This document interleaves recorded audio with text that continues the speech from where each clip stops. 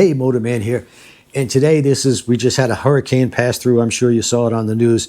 It was about 100 miles out at sea. And from this area, it's going to hit the Big Bend. But we got some high winds and some rain. But most of all, especially in the area I live in, I'm about 7 or 8 miles from the Gulf. We had just a few tree branches down, things like that, but no flooding. The flooding occurred if you lived near the Gulf of Mexico within a few blocks. Yeah, they had some flooding. But we're fine. I appreciate everybody asking about that. And today we're going to talk about experienced riders. Are you an experienced rider? Now, what I consider an experienced rider is somebody who has some skills and knows the proper techniques for riding a motorcycle. If all you've ever done is cruise straight on down the road at 60, 70 miles an hour, made great big wide turns once in a while, and came to an easy stop, well, you should be able to do that really the first week of riding. It didn't take, if you've been doing it for 30 or 40 years and you've never practiced anything else, sooner or later something's going to get in your way, and that's where everybody has a problem. You need to be able to lean, turn, and swerve quickly to avoid obstacles, obstacle being a car that pulls out in front of you, a car that turns left in front of you. If you don't have time to stop, you got to know where to look for your escape path, and you have to be able to use that clutch and throttle, because most crashes occur, motorcycles, impact occurs at 20 miles per hour or below.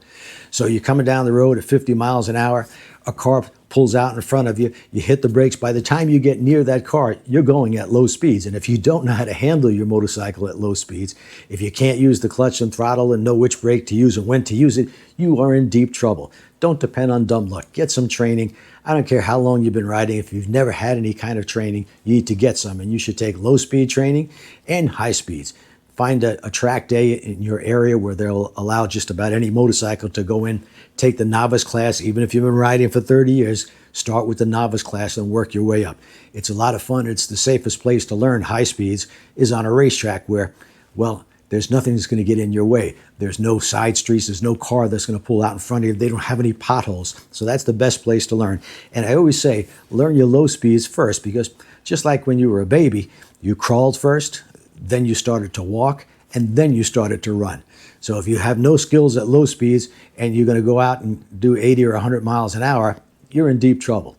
So get the training you need. It's a lot of fun. If you think riding a motorcycle is fun now, imagine if you actually knew what the hell you were doing. I guarantee you it's a lot more fun when you know what you do. One thing, and I know most people never practice this, but it's practice your braking abilities, especially if you have ABS. You should know that it's a no-brainer. If the motorcycle is straight up, you're going 40 or 50 miles an hour, you can clamp down on those brakes and come to an easy stop. If you don't have ABS, it's going to be a lot more difficult. It's going to take a lot more practice. And never grab or snatch the brake or stomp on that brake pedal. You could even practice this at any speed using just squeezing that brake, just pressing down on the rear brake.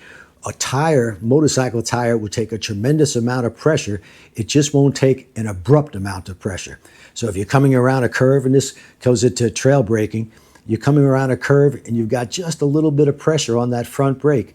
If something gets in your way, since you're already slightly pressing in that brake, you just have to squeeze it a little bit more.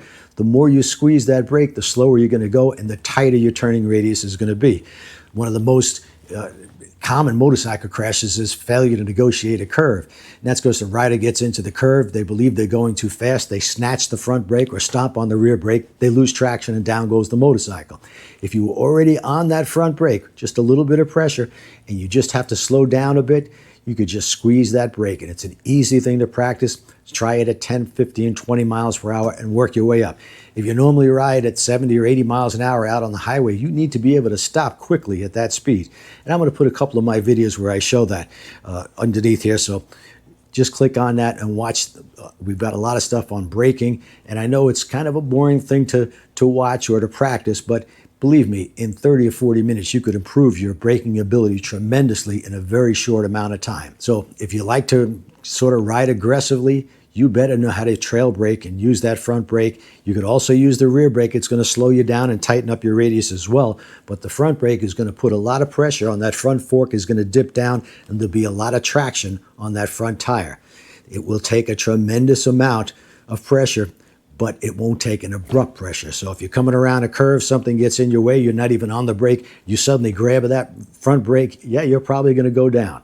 So that's another thing you could practice at low speeds, 15, 20 miles an hour. Find a big empty parking lot or go to a deserted winding road and practice and see what that feels like. That when you apply a little bit of front brake pressure, the fork dips down, you got a lot of traction on it. It almost leads you around the curve. It's like it steers the motorcycle for you.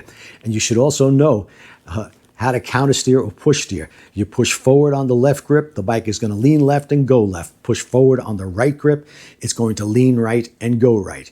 It's not pushing down. Pushing down does nothing. It's not body English that turns your motorcycle. It's counter steering or push steering.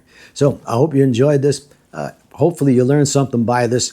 And I suggest also, we still got the deal going on with Shortcuts to Riding Like a Pro and Surviving the Mean Streets videos. 2 of them for 20 bucks. Also $5 for shipping. We've got the Ride Like a Pro t-shirts. They're $25. Front and rear, it says Ride Like a Pro on it. And of course the hats, again, 25 bucks for either one of these. That includes shipping. And get some training. That's going to make riding so much more enjoyable and so much safer for you. Thank you.